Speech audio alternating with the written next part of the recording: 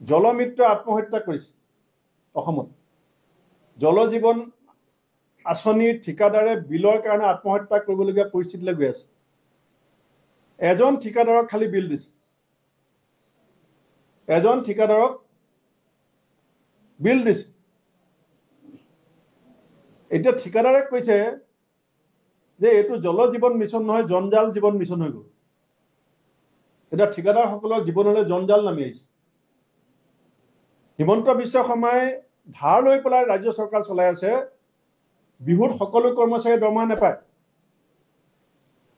সকলো অৱসৰপ্ৰাপ্ত কৰ্মচাৰীয়ে পেঞ্চন নাপায়। অসমৰ অৰ্থনৈতিক ব্যৱস্থাটো কি ধৰণে এতিয়া প্ৰশ্নচ হৈ পৰিছে।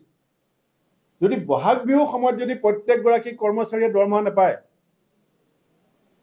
বহাগ বিহুৰ সময়ত যদি প্ৰত্যেকগৰাকী অৱসৰপ্ৰাপ্ত কৰ্মচাৰীয়ে পেঞ্চন নাপায়, কংগ্ৰেছ দলে বিহুৰ মাজতে তীব্ৰ গণতান্ত্ৰিক প্ৰতিবাদ এই চৰকাৰৰ বিৰুদ্ধে কৰিবলৈ বাধ্য হ'ব।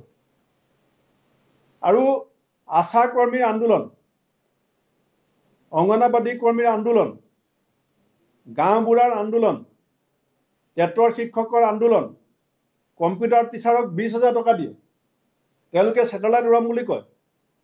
আৰু অসমৰ কম্পিউটাৰ টিচাৰৰ দৰমহা কিমান? 20,000।